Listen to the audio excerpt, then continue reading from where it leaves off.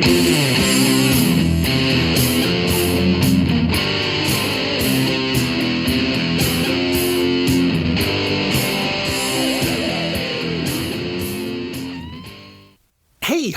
welcome to Someone Else's Movie, the podcast where an actor, writer, director, or nebulous industry figure gives a little love to a movie they didn't make.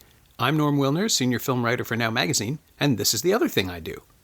My guest this week is Rick Roberts, an actor you may remember from Traitors, Republic of Doyle, and This Life. He also turned up in Pontypool and Still Mine, and of course he played Jack Layton in the CBC movie Jack, a role which earned him both the Canadian Screen Award and the Actor Toronto Award for Best Actor.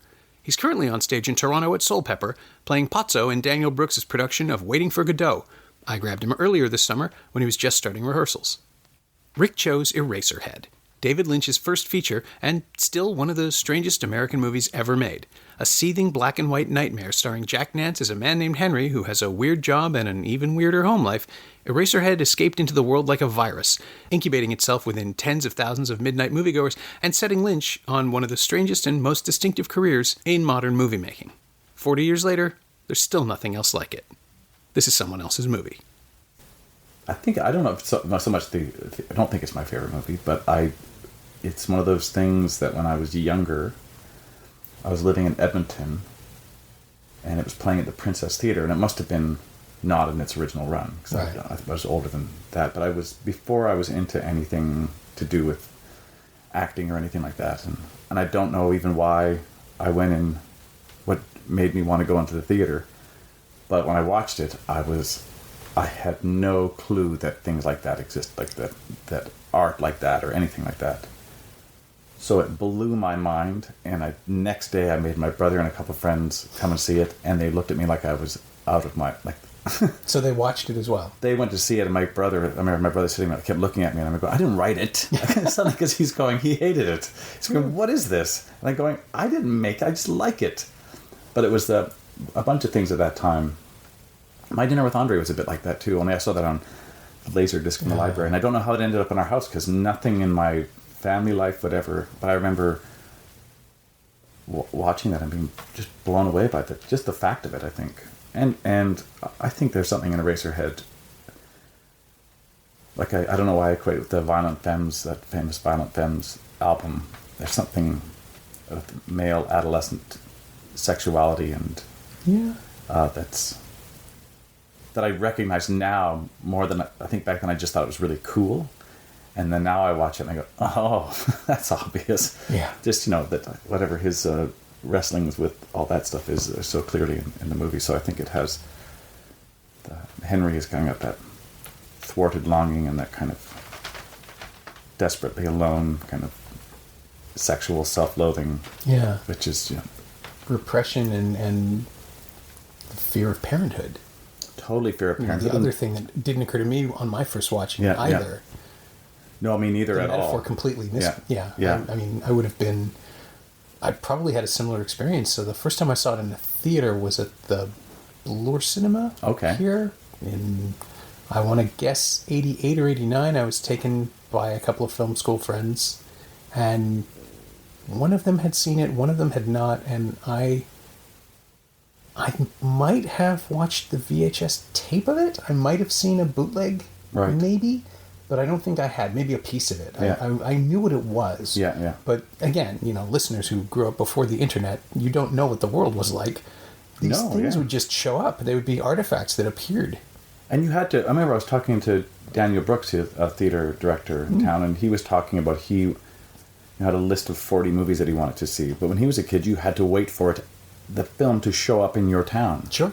Yeah. You had to show up in the cinema, then you had to go that day to see it. Or you just wouldn't... Yeah, if you were lucky enough to be around when it happened, or television, you had to be home. It used to be that was it. Yeah. There was no second chance. Or when you're renting VHSs, I used to watch all these old French movies, and they looked like shit. And I just thought that's the way movies looked back then. And then DVDs came along, and it's just the VHS looks like like shit. For years, the only way to see Eraserhead was in a full-frame VHS tape that satisfied nobody. Yeah. Although it was released in scratchy 35 I don't think it ever looked pristine. Right. But the jump for me was the soundtrack when they remastered it for surround. Oh, right on. Which Lynch did sometime in the early 90s, it must have been, because it played TIFF. They had a screening of it at the Uptown One. Oh, right on. Which is where I saw it properly for the first time. Because at the Blu-ray it was fine, but the sound was never very good, and it was muddy anyway. Yeah. But because this was the new release, it was a restoration of the print as well, and that was crystal clarity. That was incredible. Wow. And I still couldn't explain it to people. I don't think I was capable of it. Just explain the content of the movie? Yeah. People would say, like, oh, that movie sounds weird. What's it about? And it's like, well, it's weird. Yeah, that's about right. But it is about all kinds of stuff. It's about, I mean, now the narrative to me is watching it and I think, oh, this is David Lynch figuring out what he wants to do. This is his art. Yes. And his own struggle with domesticity, or what it means to be a person in the world. Like, well, even our culture, and I think that is another thing that, because at some point it became clear to me that, because I was brought up, unironically in this culture. Right. And there's a kind of something in your brain that goes, something's not quite right about this, but you have no frame of reference. Mm-hmm. And then you see something like Eraserhead or Blue Velvet, where it becomes apparent like what am I doing? What the things that we think of as normal, or so like his life, even though the world is insane in Eraserhead, his life is very mundane, and he doesn't seem to. I mean, the beauty of that guy's performance, Jack Vance's performance, is the constant feeling that he's not living his real life. Mm-hmm. And I think that's very appealing, and I think that's kind of what David Lynch. I mean, even when you say Lynchian, it's that kind of the underbelly beneath this kind of normal, and that explains the soundscape too. Even now, just coming here. Normally, I think in movies, the ambient sound of a city feels distant and benign. Yeah. But when if you shift your attention to it, it is like in Eraserhead. It's a constant, drone, menacing drone that's got nuance and just suggests in any room.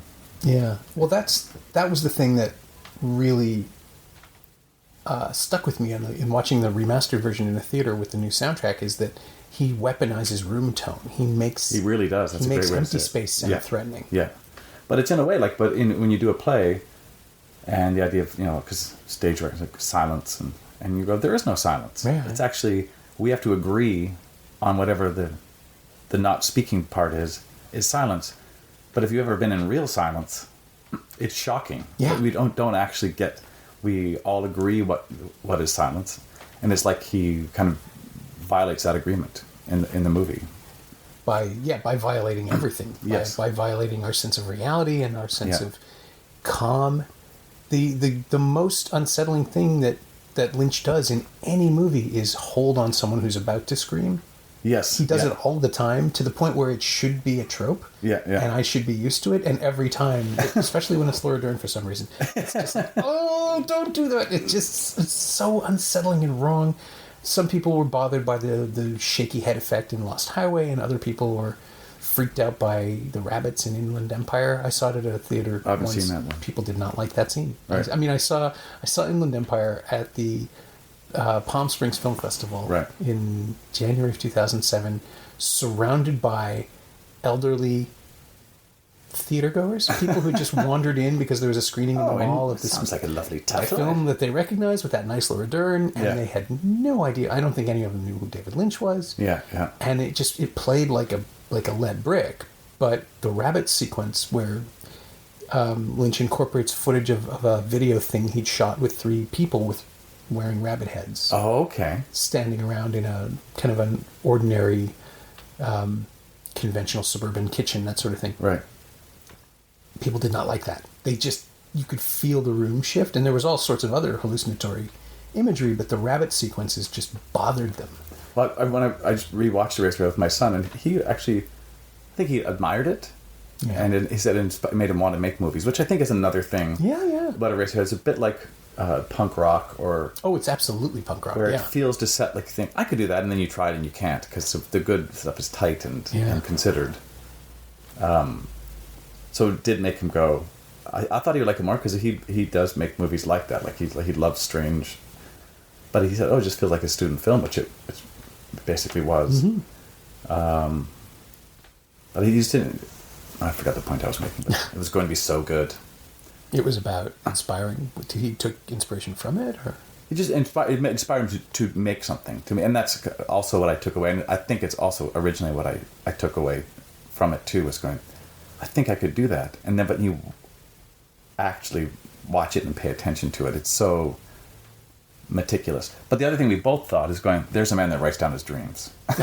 There's a man that has a notebook by his bed. Yeah. And that's the thing that I think maybe nobody does like that, is capture, like the idea of the rabbit heads is something essential, absurd, but goes in like a disturbing dream image. Yeah. And so it's almost like, when we wake up and you have this dream that you think would be a great idea for a movie, and you start telling it, and then halfway through you go, actually, this is a stupid idea for a movie. He actually just makes the movie. Yeah. Well, yeah, he doesn't apologize for surrealism. Yeah. He's never tried to explain things.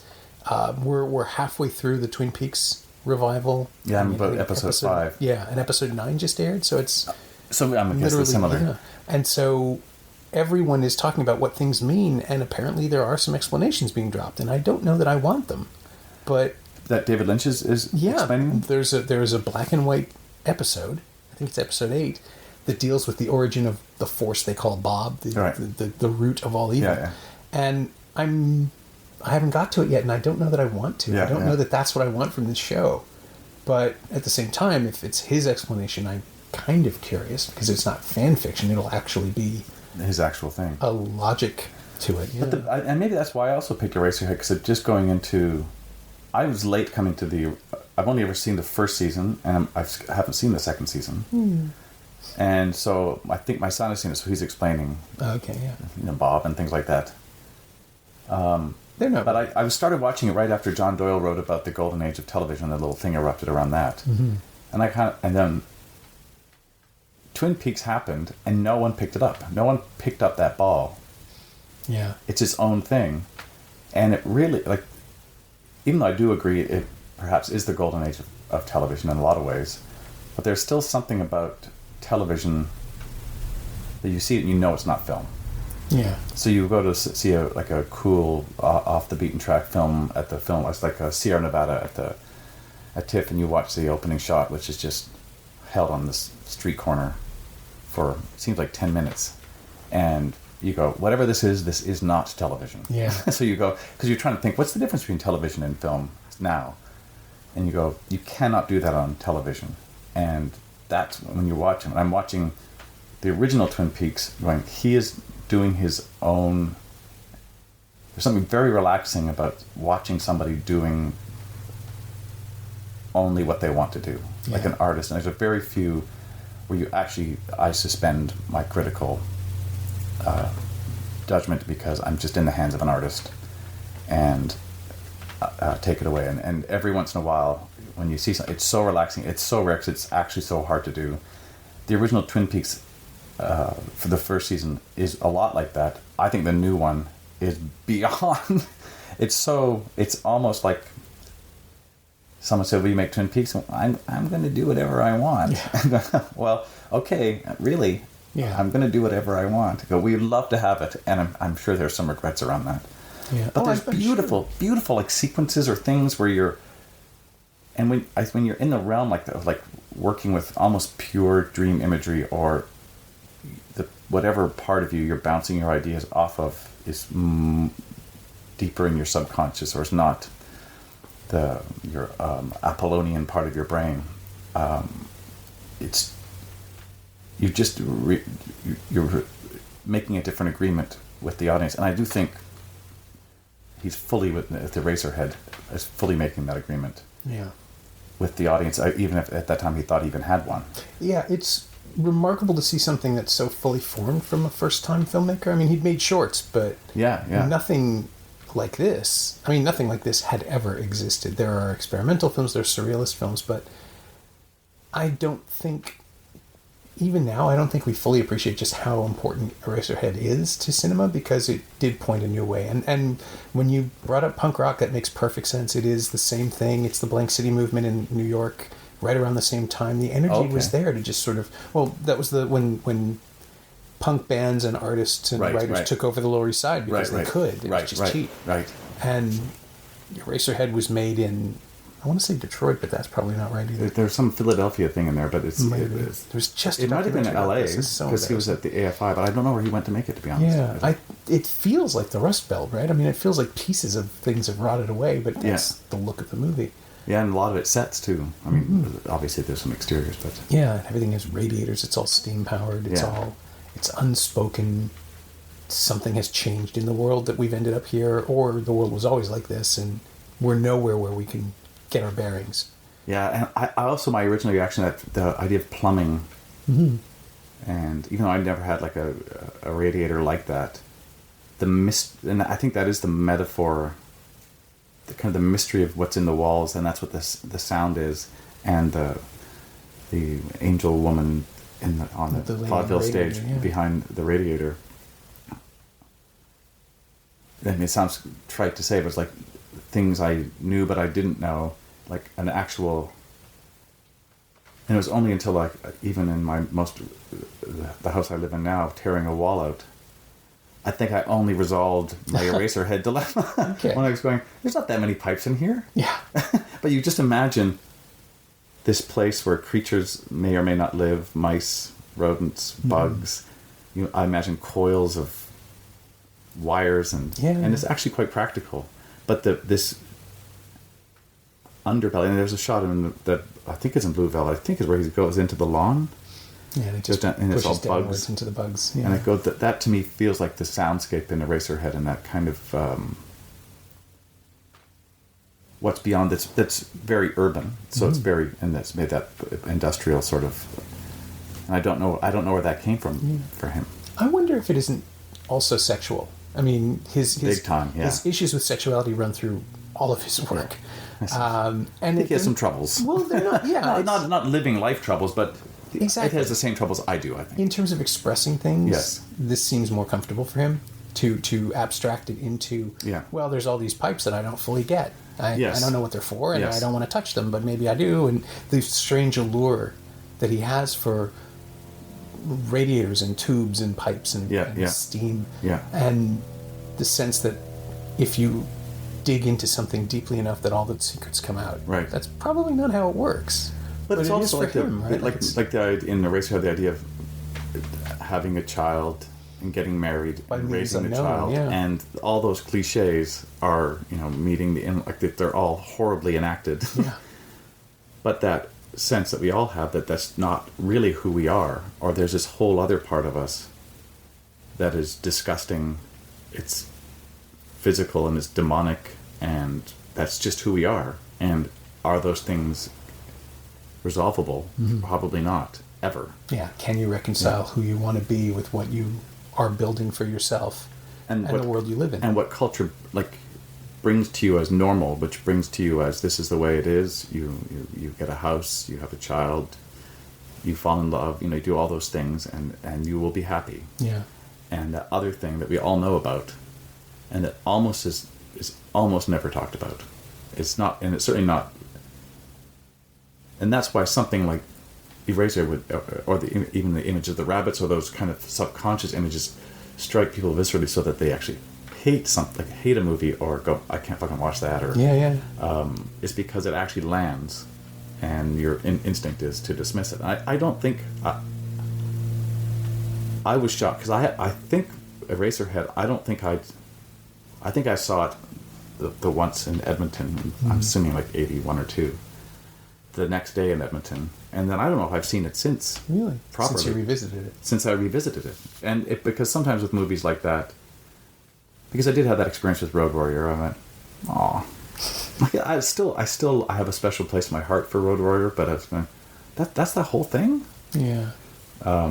It's funny that there was this kind of after the American Renaissance, the new independent cinema thing that happened in '67. Right. It took another 10 years for art film to catch up, and so out of that you get Eraserhead, which in its way is the surrealist film version of a Talking Heads song. Like I think about Once in a Lifetime a lot now. Yeah, yeah. And and that was years later. But he came out of art school, like, so he didn't have a film background, so he came from a different... I think it's also really reveals... There's a lot of time... In film, television, and in theater, the idea of action and plot moving things forward, which I really believe in, and I really think is... But there's also... And it is in Eraserhead, but also setting up and paying off of images has an energy that's served as well as plot. Mm-hmm. So the little worm creature, which I still don't understand, but it's an image that he sets up and pays off, and then just hands it over to the audience. Yeah. It doesn't really serve, as far as I can tell, any plot purpose. No, I don't think so. I'm trying to figure it out even now. And those sperm things, the return of imagery and the elaborating of imagery, which seemed to become more from someone who is interested in visual arts, maybe not temporal storytelling, right? Is really instructive, and to trust or to know and to figure out a way that to have things that resonate very deeply with you, and then just put them out there and then see what happens. It's probably hard to get money to do that. Yeah, I would. but it is the way to go, and it's very rare because even in non-corporate environments, it's infected there's a practicality to it, and it requires a level of leaping off that I'm wondering. I'm curious because it feels like with the new Twin Peaks that he has gone off message. He's gone off the grid. But I can watch full episodes of that. I never get bored. But if we look at each other and go, I have no clue what just happened in that. I don't know. Is that Michael Cera character ever going to come back?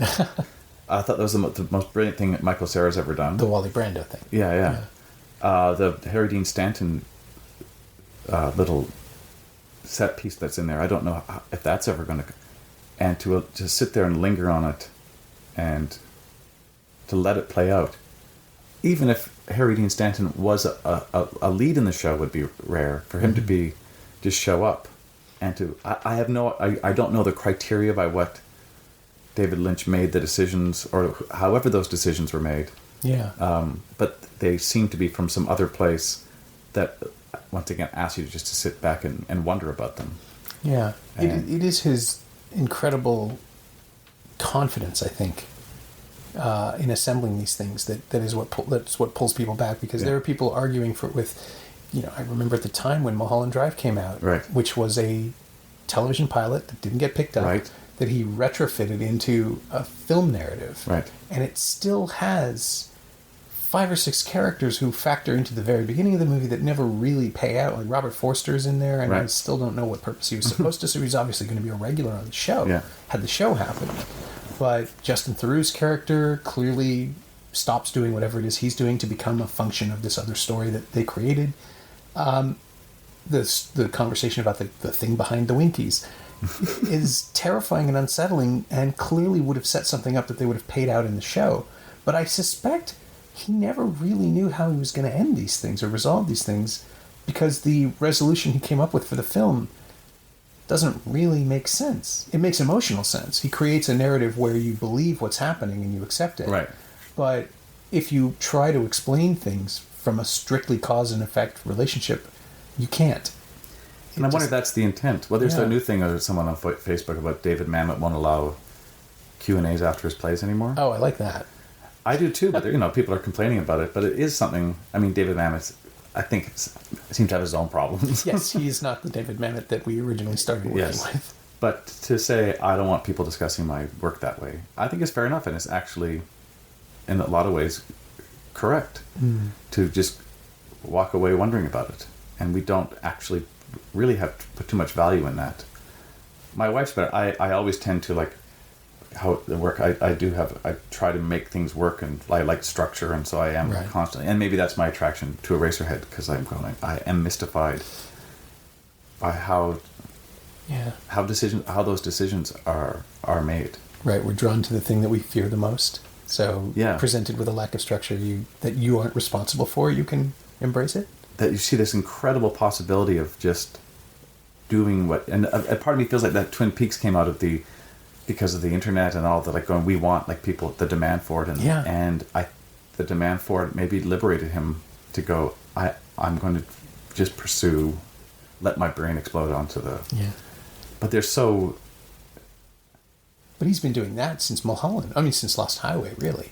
I don't think he's made a conventional narrative movie since. But that great, like the Twin Peaks thing is insane. Well, Inland Empire is similarly is insane. Unmoored. It's unstructured. It has a private eye narrative, sort of, but it doesn't really. And it's but the mix of, like in Twin Peaks, a mix of amateurism, like non-actors acting badly, great actors acting greatly. There's no contrived world, or seemingly no plan that I can imagine the Naomi Watts character being married to Dougie as he was originally presented. Right. That's true. Like, I can't, so I don't know, and part of me goes, I'm this seems right to me, I'm doing it, or I don't want to consider it, I want to put it out there and let people sort it out, which you cannot work that way. You almost cannot work that way anymore. Yeah. Well, not if you're taking notes, not if you're answerable. Yes. And I think that's the appeal. He has Mark Frost working with him to maybe ground. I don't know if Frost is there to ground Lynch or ground the project, to sort of give the collaboration that way. It isn't just one person's vision, and it's more palatable to the people writing the checks. You know, or just the necessities of directing and writing at the same time. That's also probably part of it. I mean, you couldn't maintain that workload, not 19 hours of new story. And he must have some kind of similar aesthetic, because the writing is awesomely bad. But in a way, that was my original plan. If I have nothing to say, just like those, when you say the suspended scream, the other thing he does is has really mundane dialogue and just leaves huge swaths of silence, or the whatever, the between it, so you actually have to hear it, and you hear its absurdity. And in some cases, particularly in the new Twin Peaks, a little bit in Eraserhead, there's also, it's not even a dry delivery, it's a mundane, but it's still lived in. Yeah, it's stylized and naturalistic at the same time. It's because the dialogue is, I'm thinking of like the cowboy in Mulholland Drive. If you do good, you will see me once more. If you do bad, you will see me twice more. Right. No one talks like that. Yeah. And it's delivered in such a casual way that it's not cartoon villainy. Yeah. But when it comes out of this person's kind of high, reedy delivery, it's unsettling. Yeah. Because we know what it means, even though we don't know what it means. We don't know what it means. Yeah. And everyone in a Lynch film has that ability, with the occasional actor who isn't properly integrated. I mean, Balthazar Getty in Lost Highway kind of struggles with it here and there, but I think the character's supposed to struggle with it, so it's okay.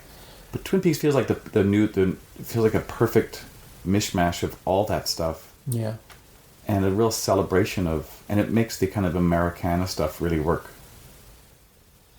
That's true. I mean, Blue Velvet has imagery, but it doesn't integrate the Americana. It doesn't integrate the theme with the actions, because we go right into the underworld. We're not. Right. We're never normal. But we have the Kyle MacLachlan, Laura Dern as kind of the ideal, like, right, yeah, 50s, and he always seems, and this is in Eraserhead, but I can't tell. He's got the kind of the Madonna, the Virgin, and the dark lover, like Laura Dern and Isabella Rossellini, and Kyle MacLachlan's sexuality feels very similar to Henry's in Eraserhead, where there's the push and pull, the love that he should be doing, and then the neighbor in Eraserhead, where it feels wrong and real and impossible and not real. It feels more to do with the fantasy and more to do with the sounds the plumbing is making, and well, and also in Eraserhead we start with an established domesticity. Yeah. So he would be straying, as opposed to Blue Velvet, where I think Jeffrey's supposed to be home from college, so he's still young enough that he hasn't picked his path yet. Right. Yes. And so the whole movie is a battle for his soul. Right. Which turns out to fall somewhere in the middle, because he kind of doesn't mind being corrupted. But the thing that the woman, the lady in the radiator, this is where I can't tell who she is in the movie. I can't tell, and I can't tell. When I was rewatching, I was going, the things that her presence in the movie was the first thing that came into mind. Like a thing that struck me, the sounds of the radiator and her presence behind there, which in the original was, for me, a lot more menacing. Like I felt there was something dangerous about that, and I don't. So she's not offering escape. She's a trap. She's offering menace. Because she's got those freakish cheeks that you can't tell, but she's so naive. Like she's a beautiful actor in the movie. She's like a really great actor, but I can't tell if her need for him is drawing him into something. And it is ambivalent. Because there's at the end, he's loves being held by her, but at the same time, you're not sure if a good thing has happened to him or a bad thing has happened to him. Yeah, it's presented in such a way, like that last shot goes on a little too long. You're trapped with it, and you start to feel trapped. And then the solarizing thing happens with the light coming up and that incredible overpowering brightness. Yeah, and the sounds because something. It could be release. It could be trap closing. Yeah, but I'm just wondering in terms of his relationship with the kind of like the layers of how sexuality manifests itself or doesn't manifest itself in our culture. And I can kind of see there's a kind of obvious symbolism to who Mary is and who the neighbor is. But with her, because she's the third, and I can't tell exactly. Yeah. Which I don't think is a bad thing at all. I'm just kind of... but that was one thing that I was going... That's the thing that really... I really remember. I remember the piles of dirt from just these things that I'm going... Because I saw it over 30 years ago. And I think a lot of the images and the idea of odd silences and has really stuck with me. Like I'm trying to think about... Like in theater, the idea of silence has always bothered me. I even tried to write about it. I've tried to go like, why are we agreeing that this is silent? And I'm actually wondering if that goes back to just Eraserhead and the how much of those images feel like primal or source images for me, but how much of them only feel that way because they resonated because they were illuminated from something I had already intimated. Because I do have I think a genuine anger around feeling tricked by my own culture around product and the kind of this is the way it is, the kind of suburban, placid, and it's getting ripped away even more. Like I've just read The Inconvenient Indian by Thomas King, which is just brutal, and all this stuff around Canada 150 and all this, and I'm Not Your Negro, this kind of in heaven, like this kind of we're happy, we're middle class, and we're white, and everything is great, but we know something is wrong. Which, well, I'm Not Your Negro, completely shattered. Yeah. But I think that was basically almost what David Lynch's project is, because he has these kind of sometimes not so much in Eraser, but these kind of kitschy sort of cliched visions of Americana, and then the violence that goes against. There's no irony in a lot of that violence. It seems intentionally visceral, like the killing of the baby in Eraserhead. Is grotesque, highly naturalistic. Like it's highly. It's not a real creature, but it's not. There's nothing stylized or put on about that moment. There's no fantasy involved. These are guts and the actual inner workings. That's where like the plumbing in our organs and pulling those things out of his wife and throwing them against the wall. That we are animal, violent, awful biological things, and things come out of us. And that's who we are. But we spend most of our time pretending that we're not there, or we creating this fantasy of ourselves as not that. And when those things come into conflict, like child making, it's explosive. It's also, I've seen children come out. It's not. There's nothing like, Rick, you can come in now. Yeah. Oh, and everyone's like wrapped in. It's we are animals. Yeah, sure. And it's a violent, ridiculous. And I do think I was also thinking, Eraserhead's also it's a horror movie. Sure, yeah. And because it is rooted in the fear of the female reproductive system, which I think is essentially what almost all horror is about. And well, it's either birth or death. Yeah, birth or death or loss of virginity. It's all the slasher movies. That's true. Halloween. I mean, Alien in a lot of ways. I'm trying to think of most great horror movies can be once upon a time there was a little girl, and there's the ones that pop into my mind. Maybe not The Shining. Well, but The Shining is about the failure of the family. Yeah, for sure. From the inside. Yeah. Like the father is trying to kill the mother pretty much the whole time. And it's her battling that monster over a child, basically saving a child. So I guess in a way it is. And I think that the moment you start talking about radiators, you have to imagine steam and release valves and pressure. Yeah. And Eraserhead is all about that explosion not happening. Yes. Just the whatever Henry is going to do to resolve this, someone is going to get hurt. Yes. And by turning that on, by turning the child into something horrific. I mean, there's one reading that I've considered where the child is perfectly normal, but that's how he sees it. Right. He just can't conceive of having a responsibility like that, and so it has to be monstrous. Yes. And so his in-laws are horrible. I mean, this could just all be someone's psychotic break that we're witnessing. Well, it certainly goes. I mean, certainly never in realism, but in the agreement with the movie, like when he actually, his head is turned into erasers. Yeah. And then he wakes up again, or he comes back to reality, and you go, did he sleep with the neighbor? Yeah. What did that represent? Where did his wife go? What is that creature? Because the creature is innocent, like crying, in the way that kids do, is gets sick and he cares for it, and laughs at his sexual failure. Yeah. Seems manipulative. In this recent viewing, there's not as much horror for me around the kid, but in the original watching of it, there's more a sense of a danger around. Yeah, That could be where I was in my reproductive cycle. Say, I found it a lot more. I found the baby itself a lot more disturbing the first couple of viewings, but I wonder if that's not simply because it is disturbing. It is very disturbing. Now I'm used to it. Yes. I've just seen that. Yes. I've seen this film. I know what's going to happen. Yes. You can relax in a different way when you watch a film the second time. Or the third or the fourth. And even now, I'm still trying to figure out how the hell they built it.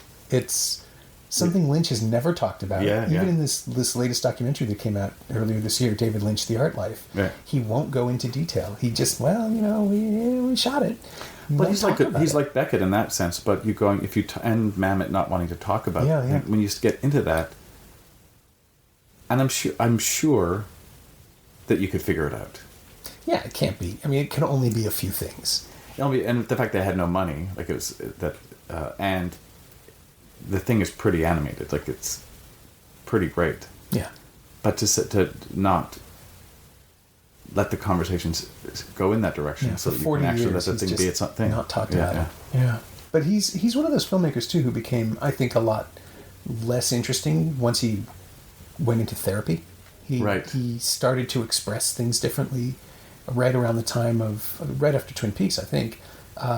And then, I mean, his most conventional film came out then around that time, in The Straight Story in '99, which is a wonderful. I've never seen it. It's great. It's simple. It's Richard Farnsworth and Harry Dean Stanton.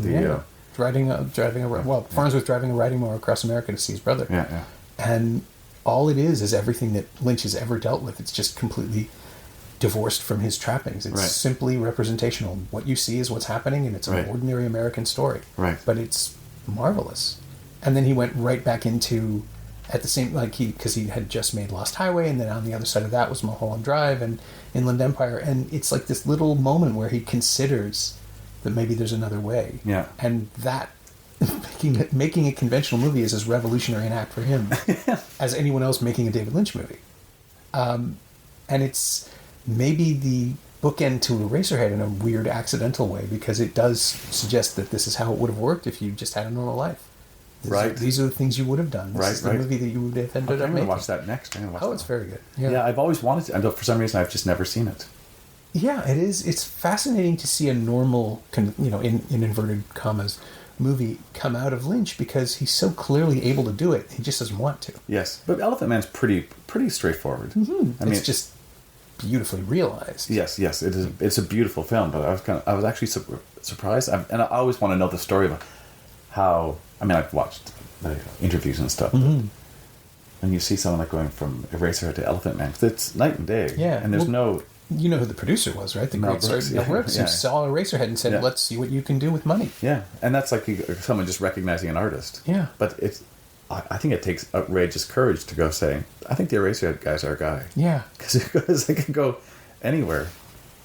And what you get is this beautiful. I mean, it's similar to Eraserhead in its steam. It's it's a Victorian world powered by gases and repression. It's kind of similar, and this kind of hideousness within, in that line that resonates for everybody. I'm not an animal. I'm a human being. Yeah, and is that theme, which is I think in most of his movies, is the culture, the agreed culture, the repressed, and then the thing underneath that we battle whether we. Yeah, well, I mean that it's in Twin Peaks as well. It's the sense of an invasion of something that is penetrating and shattering, which again can be sexual in its expression. But with the Elephant Man, it's the shock, the horror, and then the sadness that settles in afterwards. Eraserhead has a melancholy to it because Henry is resigned in a lot of ways to the life that he's leading, but he doesn't seem to like it. But he also kills an innocent. I mean, he does kill that when the killing of the baby is it's murder, fully a killing of a baby. There's nothing. The baby's reaction is. Oh no! It's horrible. It's a horrible reaction. Yeah, and the movie doesn't approve of it at all. There's no sense that the film sees it as an escape or. But you also feel like there's nothing for him that he wasn't meant. Yeah. But I guess maybe that is the part that gives you the release valve when it's an absurdism. You can kind of, maybe this isn't real. Yeah. I mean, aside from being a movie, but within the parameters of the story, that maybe this is a fantasy. Maybe this bit, like you said, this baby is. It's an abstraction. Abstraction, but. So maybe this. Now that you're describing it this way, I'm thinking, well, this is The Shining too. Like it's the same story. Yeah, it true. Really Yeah, is. You're trapped in a place you don't want to be, and your family's suddenly monsters, and you can't handle it anymore. And the idea of, I mean, ghosts and haunted, like the some kind of murder through the window in Eraserhead, the neighbor, and I was reading, there's a scene that was cut out that seemed really weird about more life in the building. And although it's not, the Shining is actual ghosts, or however you want to manifest that. 80%. Something's going wrong there. But that feeling of the building, well, in the lady in the radiator and having presences and being haunted. And, like a malevolent space. And, the dirt and whatever the fiber stuff that is part of the real world of the shit. Yeah, the thing you can't ignore. You can, but there it is. There. It's like no one questions it. No one gets a broom. That's true. It's just accepted. Yeah. People having seizures, those weird little turkeys. Oh yeah. The little chicken dinner is the other thing that it's probably the first image that I remember the repressed sexuality of the mother. Yeah. And it's so sexual. And father obsessed with plumbing. Yeah, this time around I watched it. I had that with an unrelated movie, The Big Lebowski. It was not unrelated in terms of it's never resolved in my mind. Okay. It never lands in the best kind of way because there's things of it that are just absurd, like the dream sequences in particular. Right. But it's the kind of movie I can just pick up and watch twice in a row and not.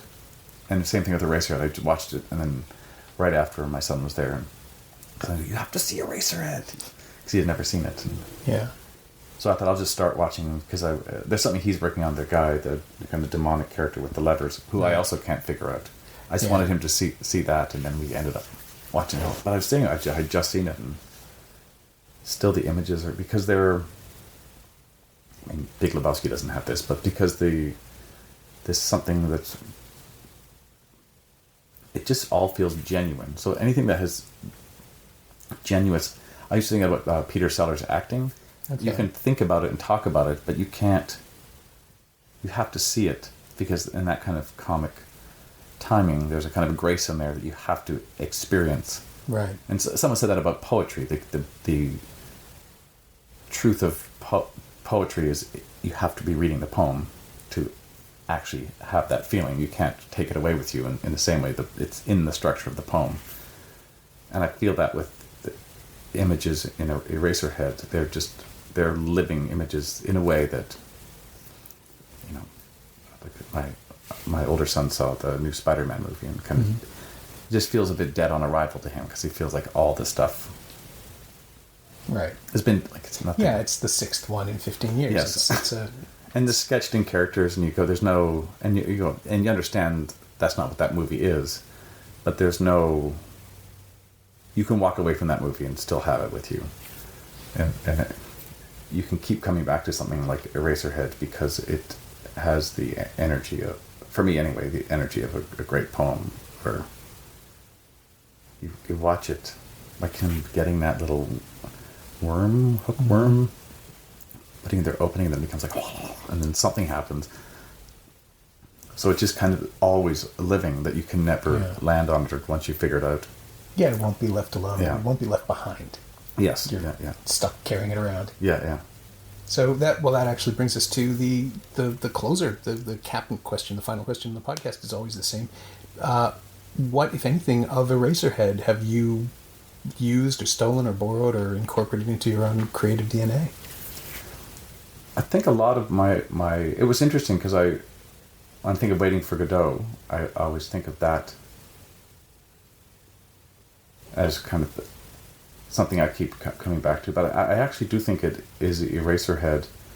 I think Eraserhead and David Lynch, and there's artists that you kind of, who I think, to my mind, maybe it's not well informed, they're who are actually invent something, and they give you permission. So you get permission from Beckett because it feels like he made something out of nothing, and shifted the way we look at theater and literature. I feel with Eraserhead, and then watching the new Twin Peaks too, going, you can do anything. Like this artist gives you permission to do anything. And so a lot, not so much in my acting work, but a lot of my writing work, that's where it tends to go, if I can get it to go there, and is to try and scramble and let images kind of stand out, like stick out like sore thumbs, and let people work them out on their own if they can, or be able to say, I don't know what that means, but I think there's something in it that I like. But very specific, and for my acting, and this never occurred to me. Oh yeah. And this is just a naturalism, is the notion of subtext, which is kind of an absurd notion. It's actually, the phrase means nothing to me, that you would have text running in your head. But the idea that no one can read your mind, and you can form, you don't have to conjure emotional things. If you have a strange mind, you can think strange thoughts. Right. And that's how our minds actually work, is they work in a dreamlike way. So I was doing a scene a couple of years ago, and I was really having trouble. It was like someone playing my wife, and I couldn't. So I just started creating weird images in my head. I'm like sitting there going, no one can read and I can. So I would say the realm of my thinking was closer to Eraserhead. Okay. than I would normally think would be impractical, but it's actually not impractical. That you can think whatever you want to think, like, and that kind of is the courage that, particularly on Eraserhead, because I wrote a strange play a number of years ago, nowhere near as strange as Eraserhead. And it was pretty vulnerable making when it played, and I've thought, people are going to think I'm crazy. I was sitting in the audience going, that's not a well person made that. And one of my best friends came up to me, and as a joke, but I didn't take it like that. He goes, you're out of your mind. I'm like, oh my God, I am. But I was they were showing rough cuts of Eraserhead, and someone got up and yelled at them, "Oh, this is not how people talk," and this is Right. we're outraged by it. And how do you keep going? Because me and most people I know would go, "I quit," or "I'll do something else." And I admire John Cassavetes for that as well. Like, Just the idea that this is the only thing you want to do, the only thing you can do, so you have to find a way to do it. and it's like that Charlie Kaufman speech about, do something truthful because it'll make someone 100 years from now less lonely. I'm totally paraphrasing. Yeah. But the idea that because the images in Eraserhead are so truthful, that they do make you less lonely when you watch them because you still recognize them. But I would say that, I would say I didn't even know if I would maybe necessarily be doing what I'm doing if it wasn't for possibly Eraserhead around that time. Because it was that and seeing a Fringe show were the two things that made me... Because I never really saw unusual movies or mostly television, Saturday morning cartoons. Yeah, there wasn't much out there that was... There wasn't. In Edmonton... Well, and on television generally. Television, nothing. Yeah. I mean, I remember they pulled The Exorcist because it was too satanic. Wow. But there was no opportunity to see that, and theater-wise, I never went. But it was the Edmonton Fringe Festival that... So in that way, Eraserhead affected my work. It's possible that I wouldn't be doing it, or wouldn't be attracted to the things I'm attracted to at all had I not seen that movie when I was probably in this weird psychosexual space and wondering if the culture I was living in is real at all. Yeah. Well, you just, and you're just in that rubbery stage where you're open to anything. Yeah. And you happen to see it at the right time. But, that's what I love about the art. The art doesn't change, we change. It's true. So there will always be 17-year-olds discovering Eraserhead, even 100 years from now if we're still around. Yeah. And it'll still be just as impenetrable and strange. Yes. And you can read, as you were saying, you can read a book about it, but until you see it, you don't really understand what it feels like to see this film. Yes. And you were there at the right time, but it was there for you too. It was whoever programmed it at the Princess Theater didn't know what happened. But I still have a visceral memory of being really jarred. And perhaps I think of it as a horror movie because it not only was it kind of is, but it was kind of horrifying in the image of the baby or woman crushing. I don't even think I even conceived that they were sperm creatures at the time, and that the bed could open up and be a weird swamp. Those things just wouldn't occur to you outside of... it wouldn't have occurred to me at all. Yeah, but that's why we have David Lynch, to just sort of point at it, to put those images out there and say, look, no one else can do this. He's pretty unique. There's a couple other... I can only think of one offhand whose movies I don't even particularly enjoy. I only see Enter the Void, Gaspar. Oh, Noé, yeah. It's not a great movie, but at the same time, you got to go, no one was telling that guy what to do. Yeah, that's true. I do it really, when that happens, I go, that movie certainly was not an Eraserhead thing for me, but I remember totally relaxing, especially when the camera's flying through the kind of porn hotel, goes up into an airplane, comes back down and going, what? Like, they had to plan that. Like, who... Yeah. But then you just kind of relax. But anyway, because you're in someone else's control in the same way, but it's just not. Yes, he's doing exactly, and there's something thrilling, talent, no talent, whatever, that someone's just putting the thing out there that they want to say, here it is. I might have failed. That's art. That's art. It is true. My thanks to Rick Roberts, who's on stage in Waiting For Godot in Toronto at the Young Centre for the Performing Arts through Saturday, October 7th. You can find showtimes and ticket information at soulpepper.ca. And check out Rick's performance on The Complete 150, a sort of heritage comedy released earlier this summer on the Soulpepper podcast. You can find Rick on Twitter at Rick Roberts, all one word, spelled RRICKRROBERTS, and you can find Eraserhead on Blu-ray and DVD in a typically marvelous special edition from the Criterion Collection. It's also available on iTunes and Google Play. And in a happy coincidence, Criterion just released David Lynch, The Art Life today on Blu-ray and DVD. That's a documentary by Olivia Nygaard-Holm, Rick Barnes, and John Nguyen about Lynch's early life, and it touches on the creation and production of Eraserhead in a lot of interesting ways. If you're curious at all about any of those things, you should absolutely pick that up. As always, you can find me on Twitter at Norm Wilner and elsewhere on the internet at nowtoronto.com. You can also find this podcast on Twitter at Semcast, S-E-M-Cast, and on the web at someoneelsesmovie.com. If you want to leave a review up on Apple Podcasts or iTunes, that would be greatly appreciated. Just don't try to out-weird David Lynch. Can't be done.